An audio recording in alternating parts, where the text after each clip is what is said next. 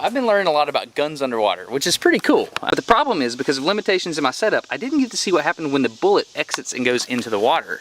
Now I really want to see that, so I had to think about it for a while, and I had an aha moment. I got it. I got a second.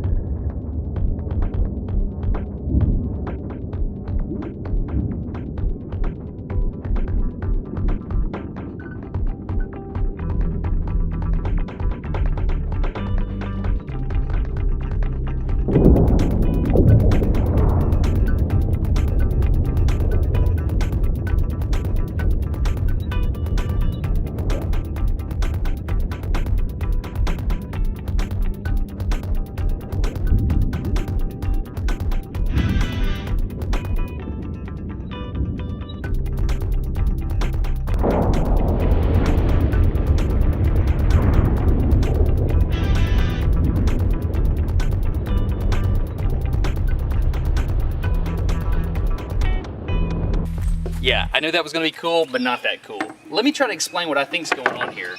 So we got this oscillation that you can see after the shot in the bubbles. That's awesome. I didn't understand why the bubble would start back up after it collapsed. But here's what's going on.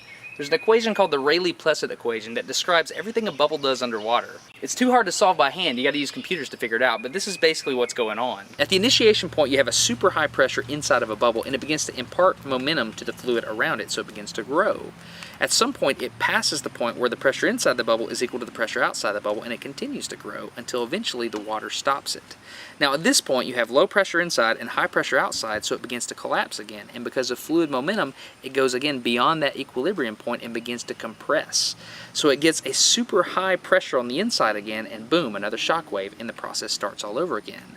This oscillation occurs until you dissipate all the kinetic energy in the system. You're not just shooting a bullet out of this gun, you're shooting 3 different things.